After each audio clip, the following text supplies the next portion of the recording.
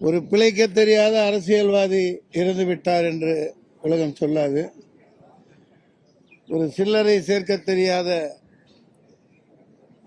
செங்கொடி வேந்தன் மறைந்து விட்டார் என்றும் உலகம் சொல்லாது. இப்படி ஒரு எளிய வாழ்க்கைக்கு உதாரண புருஷராக, ஒரு மாத்தமிழனாக இந்த நூற்றாண்டில் கம்யூனிசம் இந்தியாவில் தோன்றுகையில் நம்மிடையே உதித்த ஐயா நல்லக்கண்ணு, தோழர் நல்லக்கண்ணு அவர்கள் விதைத்த விதை, ஆற்றிய தொண்டு, கண்ணு கட்டிய தூரம் வரை இவரை போன்ற ஒரு எளிய தலைவரை இப்போது நம்மால் பார்க்க முடியவில்லை. ஆனால் நல்லக்கண்ணு புதைக்கப்பட போவதில்லை, எரிக்கப்பட போவதில்லை. அவர் தனது உடல் பொருள் ஆகிய அனைத்தையுமே இந்த மக்களுக்காகவே அளித்து விட்டார்.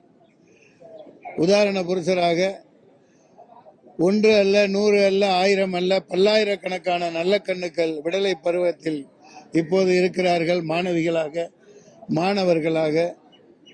நாளைய இந்த தமிழகத்தில் இதுவும் கடந்து போகும் என்று இப்படியே இருந்து விடாது. இந்த நாட்டை ஒரு ட்விட்டரிலே அமெரிக்காக்காரன் அடகு வைத்து விட்டதை அவன் சொல்லித்தான் நமக்கு தெரிய வேண்டியிருக்கிறது. அப்படி கீழ்த்தரமான, மோசமான, அசிங்கமான ஒரு ஜனநாயகம் என்ற பிணநாயகத்திலே இப்போது வாழ்ந்து கொண்டிருக்கிறோம். இந்த நிலை தொடராது.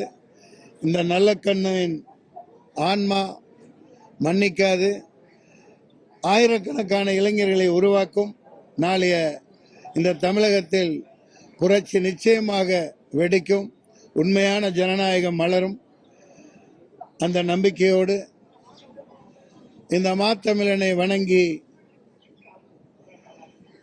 வானுரையும் ஐயா அவர்களின் புகழ் தெய்வத்துள் வைக்கப்படும். வையத்துள் வாழ்வாங்கு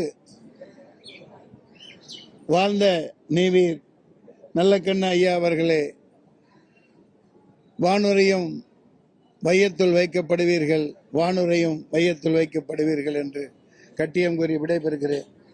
நாளைய தமிழகம் இந்த செம்மாந்த இளைஞர்களின் உண்மையான ஜனநாயகத்தை படைப்பதற்காக இவர் மறைந்திருக்கிறார்.